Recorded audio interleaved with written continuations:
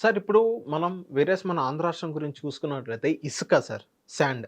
Sand Chandrababu Naidu గారు ఎప్పుడైతే అధికారంలోకి వచ్చిందో ఫ్రీ ఇసుక అనేది వాళ్ళ సూపర్ సిక్స్‌లో కూడా అమలు చెప్పడం జరిగింది. అమలు చేస్తున్నానన్నారు. ఏదైతే ఇసుకలో స్కామ్స్ జరుగుతున్నాయని ఎప్పుడైతే చంద్రబాబు నాయుడు గారి దగ్గర వచ్చిన తర్వాత చంద్రబాబు నాయుడు గారు ఏమన్నారు? మీరెళ్ళండి జేబులో జేబులో పెట్టుకొని ఇసుకలు మిమ్మల్ని ఎవడు అడుగుతున్నారు? ఎవరు డబ్బులు అడుగుతున్నారు? ఏదైతే అక్కడ చార్జెస్ మాత్రమే అని చెప్పి చంద్రబాబు నాయుడు గారు చెప్పారు. అండ్ ఇప్పుడు మనం రియాలిటీలో చూసుకున్నట్లయితే ఇప్పటికి ఈ రోజు కూడా ఆన్‌లైన్‌లో గాని, ఇప్పుడు ఆఫ్‌లైన్‌లో గాని ఇసుక దొరకని పరిస్థితి మనం చూస్తున్నాం. ఈ ఓవరాల్‌గా ఇసుక గురించి చూసిన ఈవెన్ చంద్రబాబు నాయుడు గారు ఆయన సభల్లో కూడా ఎమ్మెల్యేలందరూ మీరు అవినీతి చేస్తున్నారేమో నా దగ్గరకొస్తే నేను సహించను. ఇసుక మీద అయితే అవినీతి చేయకూడదు అన్నట్టుగా చంద్రబాబు నాయుడు గారు చెప్పడం జరిగింది. సో ఈ సినారియో చూసుకున్నట్లయితే మీకేమనిపిస్తుంది సార్? 1000 ఎలుకలు తిన్న పిల్లి హజ్ యాత్రకి వెళ్ళినట్టుగా ఉంటుంది. ఎన్జీఆర్టీ 100 crores పెనాల్టీ వేసింది ఎవరికి? ఆ గవర్నమెంట్లోనే, ఎన్డీఏ గవర్నమెంట్ అప్పుడు కూడా, తెలుగుదేశం గవర్నమెంట్. ఎందుకు వేసింది? ఇసుక ఎత్తుకెళ్ళిపోతున్నారు. పి గన్నవరంలో ఈ డ్రిడ్జింగ్ పెట్టి ఇసుక ఎత్తేసింది ఎవరు? ఆ గవర్నమెంట్లో. ఇప్పుడు ఇవన్నీ మీరు గమనిస్తూ ఈ గవర్నమెంట్ రాగానే 84 లక్షల మెట్రిక్ టన్నుల ఇసుక నిల్వలు ఉంటే వర్షాకాలానికి ముందు గత ప్రభుత్వం నిల్వలు ఇస్తే రాత్రి పోయే నా పాట పాడుకునే పరిస్థితి ఉంది. గత 4 రోజులు బట్టి ఇసుక పాలసీ రీడిజైన్ చేస్తారో కథ చెప్తాం. ఆంధ్రప్రదేశ్లో అయితే అస్సలు ఇసుక లేదు. నేను నిన్న మచిలీపట్నం, గుంటూరు ఇవన్నీ తిరిగి వచ్చారు, చిలకలూరుపేట ఇవన్నీ. చాలామంది చాలా రకాలుగా ఇబ్బంది పడుతున్నారు, ఇంక్లూడింగ్ 2 kilometers రేడియస్లో సత్యనారాయణపురం. ఆ ఊరికి అక్కడ లారీలు వేసుకుని గతంలో లారీలు వెళ్ళిపోతున్నాయి, ట్రాక్టర్లు వెళ్ళిపోతున్నాయని.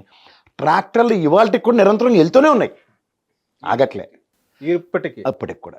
ఇప్పుడు మీకు ఇంకోటి చెప్తున్నా, భగవంతుడు కూడా వాళ్ళకి అంటే ఎలా సహకరిస్తున్నాడో చూడండి. విజయవాడ నుంచి గుంటూరుకి వెళ్ళే బ్రిడ్జ్ ఉంది, national highway connect. Left side కనుక ఎవడైనా ఇలా చూస్తే, పాపం కష్టపడి జగన్మోహన్ రెడ్డి రీటైనింగ్ వాళ్ళు కడితే ఇసుక మేటుతో సగం కృష్ణ సభకు నమస్కారం. అందుకని మీరు చూడండి, ఇప్పటికి కూడా కృష్ణానదిలో ఇంకా నీళ్ళు వెళ్తున్నట్టు కనబడుతున్నాయి. అదే ఫుల్ ప్లెజ్డ్ ఉంటే. సో ఇది కూడా రెడీ చేసి ఉంచాడు భగవంతుడు, దోచుకొనరాని. దోచుకున్నోడికి దోచుకున్నంత. ఇప్పుడు మీరు నేతి బీరకాయలో నెయ్యి ఉందని ఎత్తుక్కున్నంత బుద్ధి తక్కువతనం ఏంటంటే ఆంధ్రప్రదేశ్లో ఉచిత ఇసుక గురించి ఆలోచించడం. ఉచితం అన్న పదవంలోనే ఉచితంగా కనబడుతుంది, కానీ ఇసుక వచ్చారికల్లా ఉదాహరణకు ఆ పొక్కలైనర్ ఎత్తి ట్రాక్టర్లోనే దేంట్లో వేయాలి కదా. ఆ ట్రాన్స్పోర్టేషన్ ఛార్జెస్తో కలిపి గవర్నమెంట్ వచ్చిన మొదటి 2 రోజులనే కదండి 1320, 1450 ఇలాంటి ఫ్లెక్సీలు చూసాం మనం. ఇప్పుడు ఇదే నిమ్మల రామారెడ్డి గారి నియోజకవర్గంలో 11,000 టన్ను వెళ్తుందని వాళ్ళే చెప్తున్నారు. 11,000 టన్ను అంటే ఇంకా 4,000 కన్సిడర్ ఇచ్చినండి అందరికి. నీకు 15,000, నీకు 15,000, నీకు 15,000 దగ్గర 11,000 కదా. అది 4,000 ఇంకా సంపద సృష్టి.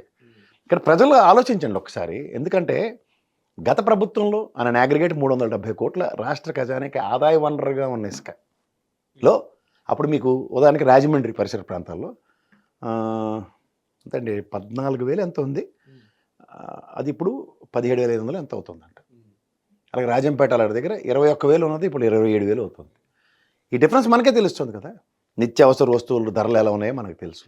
ఈ ఉచిత ఇసుక అన్న దాంట్లో మనకి it is a provocation. Transport ఆయన ఏం చెప్తారు, ముఖ్యమంత్రి గారి స్థాయిలో చంద్రబాబు నాయుడు గారు, నేను ఉచిత ఇసుక ఇస్తానన్నాను కానీ నేను ఏమైనా ఇంటికి తీసుకొచ్చి డెలివరీ ఇస్తానా అంటే డెలివరీ ఛార్జెస్ ఇవన్నీ గతంలో టన్నుకు ఆల్మోస్ట్ 1,000 రూపాయలు పడేది. వాళ్ళు 10 టన్నులు తెచ్చుకున్నా ఎంత అయింది మీకు? ట్రాక్టర్ ఇసుక 6,000 లోపలనే దొరికేది మీకు. ఇప్పుడు ఎంత కొడుతున్నారు చెప్పండి ఎవరన్నా? ప్రజలు మీకు ప్రశ్న మనకి ఆలకాలితే చెప్తారు. టన్ను ఇసుక మీకు గత ప్రభుత్వంలో ఎంత వచ్చింది, ఇప్పుడు వచ్చిందో పక్కింటి మీ ఇంటి పక్క కూడా కట్టుకుని ఉంటాడు కదా అని అడగండి. గత ప్రభుత్వంలో ఆ కంపారిజన్ చూసుకోండి. ఉచితం అన్న పదాన్ని దానికి యాడ్ చేసి ఈ ప్రభుత్వంలో ఉచిత ఇసుక, మీ ప్రభుత్వంలో మేము ఛార్జెస్ పే చేసిన దగ్గర ట్రాక్టర్ ఇసుక ఎంత కొనుక్కున్నారో నానా అని అడిగితే ఆడు ఇంత మాట చెప్తాడు. నువ్వు కడుపులో పెట్టుకుని 5 ఏళ్ళ పాటు నీలో నువ్వు జేబులో చెగోడీలు వేసుకుని పిసుక్కో. ఎందుకంటే పళ్ళు కొరకడానికి కూడా సామర్థ్యం లేదు కాబట్టి, పళ్ళు కొరికి కూడా చెప్పలేరు కాబట్టి నేను జేబులో చెగోడీలు జంతికలు వేసుకుని పిసుక్కోండి. ఎందుకు చెప్తున్నానంటే వాస్తవానికి ప్రజాహితమైన ప్రభుత్వాల గురించి చూసాం. ఉచితాలకు ఆశపడితే దురాశ దుఃఖానికి చేటి కథలు మనం ఎప్పుడు చిన్నప్పుడు వినలేదా? అవే జరుగుతున్నాయి సార్. ఇన్ని రోజు ఒక ప్రభుత్వం వచ్చి 100 రోజులు మనకన్నా ముందు మీరు 100 రోజులు లెక్కెడుతున్నారు కదా. ఆదాయ వనరు కింద గవర్నమెంట్ ఖజానాకు వచ్చే దగ్గర ఉదాహరణకి లెక్కర్ రోజు వచ్చే డబ్బులు రాష్ట్ర ఖజానాకు వస్తాయి. ఇసుక వల్ల కూడా రాష్ట్ర ఖజానాకే కదా డబ్బులు వచ్చేవి గత ప్రభుత్వంలో. దానివల్ల జీతాలు ఇటోటైనా జీతాలు అయితే వచ్చాయి. ఇప్పుడు ఎప్పటికి దిక్కులే మీరు డిసైడ్ చేసేస్తారు కదా 2 చేతులతో. ఎంప్లాయీస్ చూసుకోండి జీతాలు పడ్డాయి లేదు అంటే 1వ తారీఖు పడతానని అంటున్నారు వాళ్ళు. 2వ మంగళవారం ఎప్పుడు ఇవాళ మీకు రెండో బంగ్లాలో ఆర్బీఐ బాండ్స్ వేలం తర్వాతే వస్తాయి.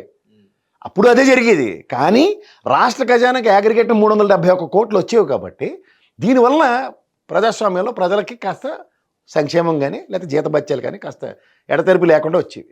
ఇది గమనించుకోమండి ప్రజలు, అంతకనే ఇంకేం లేదు కంపారిజన్. సార్ ఇప్పుడు 100 రోజులు వచ్చింది సార్. ఎప్పుడైతే సూపర్ 6లో కూడా వీళ్ళు ఈ పథకం పెట్టారు కదా, ఆ సూపర్ 6లో పథకం పెట్టి 100 రోజులు అయినప్పటికీ ఇప్పటిదాకా అమలు చేయలేకపోవడం వల్ల దానికి రీజన్ ఏంటి? ఇప్పుడు చంద్రబాబు నాయుడు గారు 2-3 సార్లు చెప్పారు, ఇసుక మీకు ఎవరు కొనమన్నారు, వెళ్ళండి మీ జేబులో తీసుకోండి, ఇసుక చేతిలో తీసి ఇంటికి తీసుకెళ్ళండి అంటూ చెప్పారు. ఇప్పటిదాకా ఇసుక దొరకని పరిస్థితి రియాలిటీలో ఇప్పటికీ.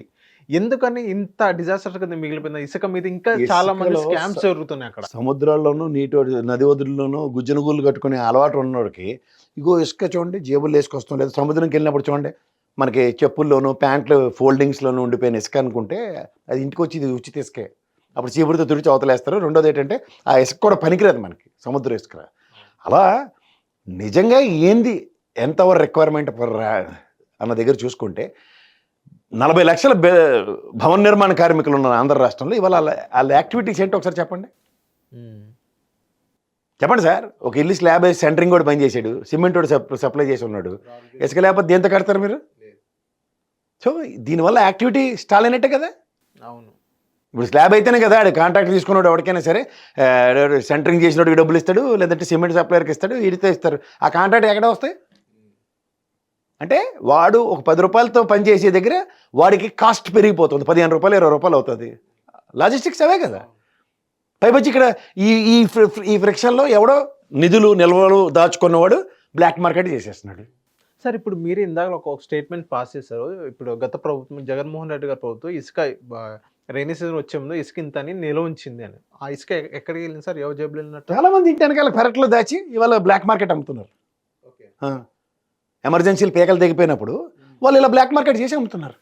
అంటే ఈ కూటమి నాయకులే మొత్తం. ఇంకెవరు? గవర్నమెంట్ ఎవరిది? నాది ఉందా మీది ఉందా?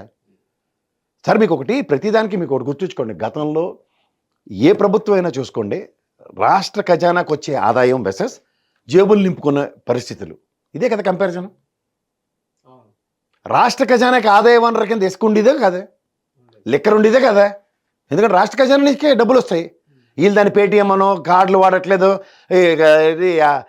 తాడేపల్లి భవనాల కిందకి వెళ్ళిపోతున్నాయని కథలు చెప్పి జనాలను మెస్మరైజ్ చేశారు.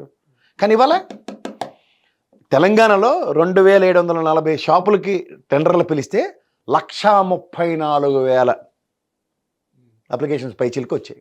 ఇవాళ ఆంధ్రప్రదేశ్లో ఇక్కడ ఆంధ్రప్రదేశ్లో కేవలం ఇప్పుడు మద్యం గురించి వచ్చింది కాబట్టి 900 అప్లికేషన్స్ కూడా రాలేదు, ఇంకా 3,000 అప్లికేషన్స్ రాలేదు. ఎన్ని 2,800 3,000 ఇది పెడితే 9,000 వచ్చాయని చెప్తున్నారు. ఎంతవరకు వాస్తవం అండి సార్? అదే 9,000 చెప్పారా, అందులోనే బడాబాబులు ఏదో ఎమ్మెల్యేలే చెప్పొచ్చు, కూటమి ఎమ్మెల్యే వాళ్ళే టెండర్లు వాళ్ళకే రావాలని చెప్పి ఇంకా వేరే వాళ్ళు వెయ్యనివ్వట్లేదని టాక్స్ వస్తున్నాయి సార్. చాలా మంది కంప్లైంట్స్ వస్తున్నాయి, కంప్లైంట్స్ వస్తున్నాయి. మా కులపొడికే రావాలని కూడా ఛాలెంజ్లు ఇస్తుంది, డిక్టేట్ చేస్తున్నారు. ఓకే. టెండర్ వేయడానికి కూడా వాడికి దమ్ము ధైర్యం ఉండట్లేదు. టెండర్ వేయడానికి కూడా ధైర్యం చేయాలి. అందుకే వార్తల్లో కూడా నేను విజయవాడ వెళ్తుంటే రేడియోలో వార్తలు వింటుంటే అరకు మన్యం జిల్లాలో ఎంతమంది టెండర్లు వేసారో చెప్తారు, రాష్ట్ర మొత్తం మీద టెండర్లు మాత్రం చెప్పట్లే. నేను మీరు కాదు, భౌగోళిక ఛానల్లో భౌగోళిక పేపర్లో రాస్తున్నాడు, చూసుకోమనండి ఇసుక విషయంలోనూ లెక్కర్ విషయంలో. ఎందుకంటే యాంకర్లతో నడిపించే మెయిన్ స్ట్రీము, నిజమైన జర్నలిస్టులతో నడిపిస్తున్న డిస్ట్రిక్ట్ ఎడిషన్స్. నిజమైన జర్నలిస్ట్ ఏం చేస్తాడు? నిజంగా రాస్తాడు నెక్కచ్చిగా. సార్ ఇప్పుడు ఇదే ఇసుక గురించి కానీ మద్యం గురించి కానీ మాట్లాడుకుంటే చాలా విషయాలు మీరు చెప్పారు. ఏదైతే కుంభకోణాలు జరుగుతున్నాయి మద్యం విషయంలో, అది కూడా ఒక కామన్ మ్యాన్. ఇది కుంభకోణాలను పేరు పెట్టకండి సార్. ఇసుక రీచ్ల దగ్గర ఉన్న ఎమ్మెల్యేలకు ఒక ఆదాయ వనరు. ఓకే. గతంలో నుంచి చూస్తూనే ఉన్నాం. అవును.